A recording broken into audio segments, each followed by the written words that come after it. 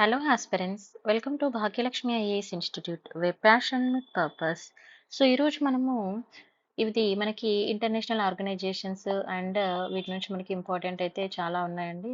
So అదేంటో చూద్దాం. ఇంకా న్యూస్లో ఉన్న topics world cities day. So మరి వరల్డ్ సిటీస్ డే తీసుకున్నప్పుడు వరల్డ్ సిటీస్ డే అనేది మరి న్యూస్లో ఎందుకు ఉంది? It is the annual United nations observe day held on 31st October. ఇది ఎప్పుడండి? 31st October. సో అందుకే మనకి ఇది 2023 న్యూస్లో ఉంది. And the global observance the first held in 2014. First ఎప్పుడో ఏర్పాటు చేశారండి? 2014లో ఏర్పాటు చేయడము. అండ్ ఈజ్ ఆర్గనైజ్డ్ బై, దీన్ని ఎవరు ఆర్గనైజ్ చేస్తారు అంటే United Nation human settlement programme, UN habitat. Remember this name and full form also. ఓకేనా? And in coordination with each year selected host city. ప్రతి సంవత్సరం కూడా వీళ్ళు ఏం చేశారు? ఒక సెలెక్టెడ్ హోస్ట్ సిటీ అనేది వీళ్ళు చేసుకోవడము. తర్వాత the day was established on, ఎప్పుడు ఎస్టాబ్లిష్ చేశారు అంటే 27th December 2013 by UNGA and decided to designate the 31st October. And the beginning వచ్చేసి మరి ఎప్పుడు అని అంటే బిగినింగ్ ఇన్ 2014లో స్టార్ట్ అయింది. This is the world cities day అని ఇక్కడ మనం కాల్ చేసుకోవడము. What is the main theme? ఇది మనకి ఎగ్జామ్ పాయింట్ ఆఫ్ వ్యూలో ఇంపార్టెంట్ అన్నట్టుగా. So general theme of world cities day తీసుకుంటే it's a better city or better life. ఓకేనా? Better city and better life అనేది దీని యొక్క మెయిన్ థీము.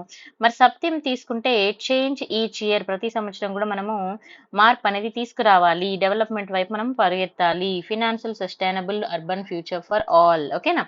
మరి వెన్యూ తీసుకుంటే ఇది టర్కీ అండి.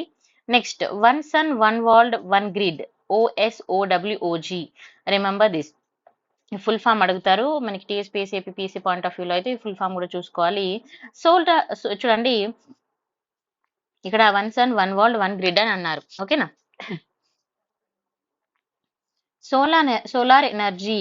ఇక్కడ వన్ సన్ అంటే సన్ నుంచి వచ్చేది ఏంది? మనకి solar energy. So solar energy is available only during the day time. Yes, మనకి డే టైంలో వస్తుంది. And it depend on the weather కూడా, దీని మీద అంటే వెదర్ మీద కూడా డిపెండ్ అవుతుంది. సో మరి ఇక్కడ OSOWOG అంటే one sun one world one grid అంటే ఏంటి? అసలు దీని సొల్యూషన్ ఏంటి? దీని థీమ్ ఏంటి? ఇంపార్టెన్స్ ఏందని మనం చూసుకోవాలి.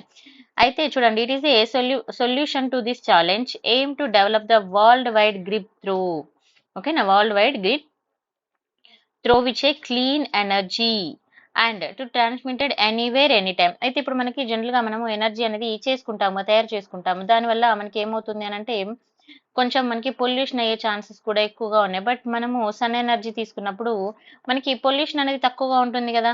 సో క్లీన్ ఎనర్జీ అనేది మనం ఇక్కడ ఏర్పాటు చేసుకోవచ్చు. And the initiative was put for the first assembly of international solar alliance, ISA. ఇది కూడా ఫుల్ ఫామ్ గుర్తుపెట్టుకోండి. ఎప్పుడు అని అంటే 2018లో బై ఇండియన్ ప్రైమ్ మినిస్టర్. ఓకేనా? ఎవరున్నారు అప్పుడు? మీ ఐడియా ఉంది కదా, మోదీ గారు, ప్రైమ్ మినిస్టర్ మోదీ గారు.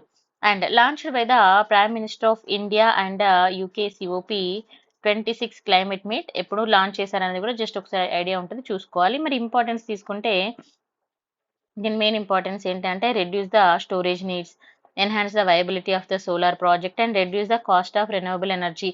ఎందుకంటే ఇప్పుడు మనం సోలార్ నుంచి తీసుకుంటున్నాం కాబట్టి మనకి కాస్ట్ కూడా తగ్గుతుంది కదా. తర్వాత మనము దాని యొక్క స్టోరేజ్ నీడ్ని కూడా మనము తగ్గించుకోవచ్చు. తర్వాత storage carbon foot print and energy cost. So ఈ విధంగా వీటిని రెడ్యూస్ చేస్తుంది అని దీని యొక్క మెయిన్ థీమ్. మరి ఇది తీసుకున్నప్పుడు ఏ విధంగా వర్క్ అవుతుంది అసలు ఏంటి అని అంటే it is divided into 3 main పేజెస్గా దీన్ని డివైడ్ చేశారు. ఫస్ట్ పేజ్ వచ్చేసి the Indian grid would be connected to the grid of the Middle East. మరి ఇండియన్ గ్రిడ్ దేనికి కనెక్ట్ అవుతుందండి? Middle East and South Asia and South East Asia. ఓకేనా? To develop the common grid. ఇది ఒక common grid గా develop అవడం. Second phase తీసుకుంటే connect the functional first phase to the pool of renewable resources in Africa. Next ఎక్కడ connect అవుతుందండి? Africa. And third page తీసుకున్నప్పుడు achieving the true global inter connection and integrate. అది third పేజ్కి వచ్చేసరికి complete గా అయిపోవడం అనేది మనం ఇక్కడ 3 pages గా పెట్టుకొని వర్క్ చేయడం జరుగుతుంది. Next UN human rights council. So first of all UNHRC అని అంటారు, అదేంటి కూడా మనం చూసుకోవాలి. ఇది మనకి న్యూస్ లో ఉన్నదండి. So it is an inter governmental body. First ఇది ఇంపార్టెంట్, ఇక్కడ అడుగుతారు స్టాటిక్ బాడీ, గవర్నింగ్ బాడీ, ఇట్లా కొన్ని బాడీస్ ఉంటుంది కదా. So it is inter governmental body within the United Nation system. And it is a subsidiary of UN General Assembly. ఇది కూడా important point చూసుకోవాలి. And it established by the replacing the commission on human rights. ఏది replace చేస్తుంది? Commission of the human rights. మరి membership తీసుకుంటే 47 states who are elected from the 193 members. ఎన్ని states ఉన్నాయి? 47 states. Total వచ్చేసి 193 states of UN General assembly by absolute majority through the secret ballot system. So ఇక్కడ అంటే election process కూడా మనకి ఏ విధంగా జరుగుతుందని చూస్తాము. And in order to ensure the equitable geographical distribution and it seats and distribute among the regional groups of the states, that is Africa నుంచి ఒక 13 states, and Asia Pacific నుంచి 13, ఈస్టర్న్ యూరోప్ నుంచి, తర్వాత Latin America, western European. So just ఈ names ఒకసారి చూసుకోండి. Main ఇక్కడ membership ఏముంది, తర్వాత ఇది ఏ టైప్ ఆఫ్ బాడీ అనేది చూసుకోవాలి. ఓకేనా. నెక్స్ట్ ఈ టర్మ్ అనేది కూడా మనకి ఎగ్జామ్ పాయింట్ ఆఫ్ వ్యూలో ఇంపార్టెంట్ అండి. Maximum the 2 consecutive years. తర్వాత మీటింగ్ తీసుకుంటే ఇది ఏ విధంగా జరుగుతుందంటే దిస్ మీట్స్ 3 times. ఇక్కడ దీని మీద కూడా క్వశ్చన్ అడుగుతారు. ఓకేనా. అండ్ చూడండి టర్మ్ వచ్చేసి 3 years with maximum of 2 consecutive terms. తర్వాత మీటింగ్ తీసుకుంటే 3 times ఏ ఇయర్. ఇది కూడా చూసుకోవాలి, ఇంపార్టెంట్. ఓకేనా.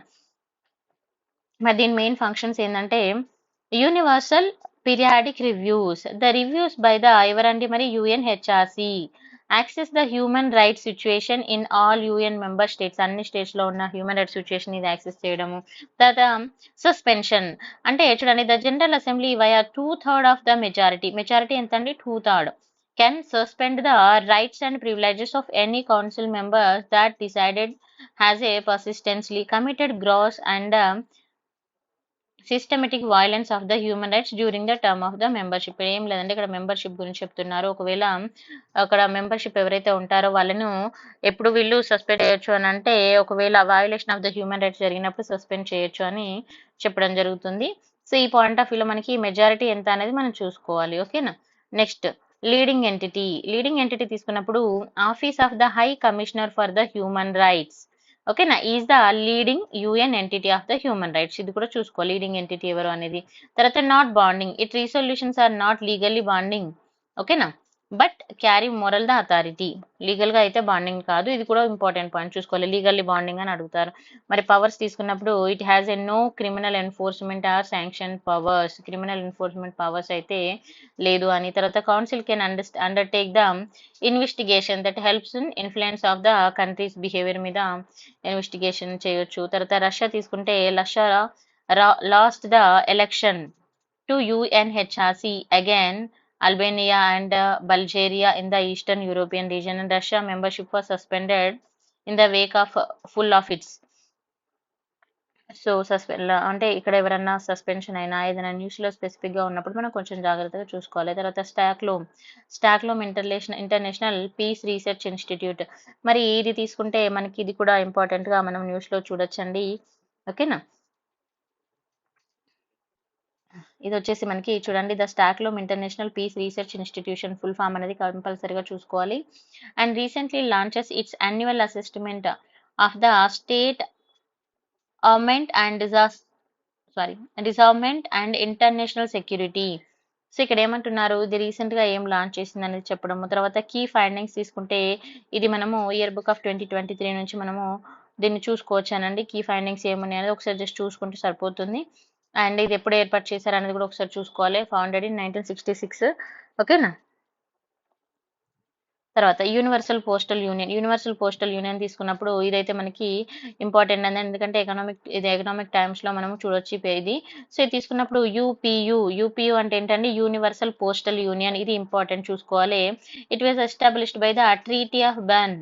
ఎప్పుడండి? 1874లో. And it is specialized agency of the specialized agency అని అంటే యునైటెడ్ నేషన్స్. ఓకేనా that coordinate the postal policies among the members nation and in addition to the worldwide postal system. So ఇది ఒకటి మనం చూసుకోవాలి. నెక్స్ట్ తీసుకుంటే మన ఎగ్జామ్ పాయింట్ ఆఫ్ వ్యూలో it is the second oldest international organization అండి. This is also important. Next UPU తీసుకున్నప్పుడు మరి దీని హెడ్ క్వార్టర్ ఎక్కడ ఉంది అని అంటే చూడండి లొకేటెడ్ ఇన్ బర్న్ స్విట్జర్లాండ్ లో ఉంది. మరి UPU contains how many bodies అన్నప్పుడు యూపీఏ కంటైన్స్ ఆఫ్ 4 బాడీస్. ఓకేనా. First one Congress, and next CA Council of Administration, next POC postal operations council, next వచ్చేసి ఐబీ ఇంటర్నేషనల్ బాడీ. ఈ 4 చూసుకోవాలి. ఎందుకు అనంటే ఎగ్జామ్‌లో మనకి ఇప్పుడు కొత్త ట్రెండ్ ఉంది కదా! 1-2, 1-2 లేకపోతే 1-4 లేకపోతే ఆల్ అని ఇలా ఇస్తున్నారు కదా! సో, అలాంటి పాయింట్ ఆఫ్ వ్యూలో అడగొచ్చు. And it is also oversees the telematic. ఓకేనా? Telematic express mail service EMS. So, దీన్ని కూడా ఫుల్ ఫామ్ గుర్తుపెట్టుకోవాలి. Telematics express mail service cooperatives. ఓకేనా? And any member country UN may become the member of the, a member country అయినా కూడా ఇందులో member గా అవ్వచ్చు. And any non member of the country of United Nation. So ఇక్కడ చూడండి, any member country of UN ఇక్కడ member అవ్వచ్చు. And ఒకవేళ non member committee of UN అయితే they may become the UPM member గా వాళ్ళు అవ్వచ్చు. And provided the request to approval, కానీ వాళ్ళకు అప్రూవల్ అనేది important. At least 2/3 of the members, అంటే 2/3 మెంబర్స్ ఉంటారు కదా కంట్రీస్ మెంబర్స్, వాళ్ళు సపోర్ట్ చేస్తే వాళ్ళు ఖచ్చితంగా ఇందులో మెంబర్ అయితే అవ్వచ్చు. తర్వాత మరి ఇంకా తీసుకుంటే దీని గురించి 1 and 2 మెంబర్ కంట్రీస్ అయితే ఇక్కడ మనకి ఉండడం జరుగుతుంది. అండ్ మీటింగ్ అనేది ఎప్పుడు జరుగుతుంది అనేది మనం చూసుకోవాలి. మరి ఇండియా మెయిన్ గా ఇందులో ఇండియా మెంబర్ గా ఉందా లేదా అనేది చూసుకోవాలి. సో ఇండియా జాయిన్డ్ యూపీయు ఎప్పుడండి? 1876 లోనే జాయిన్ అయింది, గుర్తుపెట్టుకోండి. నెక్స్ట్ ఏయుకేయుఎస్. వాట్ ఈస్ ద ఏయుకేయుఎస్ అంటే అసలు ఏంటి, ఇది న్యూస్ లో ఎందుకు ఉంది అంటే ఇది ఇంటర్నేషనల్ పరంగా మనం చూసుకోవచ్చు. ఇక్కడ చూడండి, Australia could be testing ground for US hypersonic and other long range precise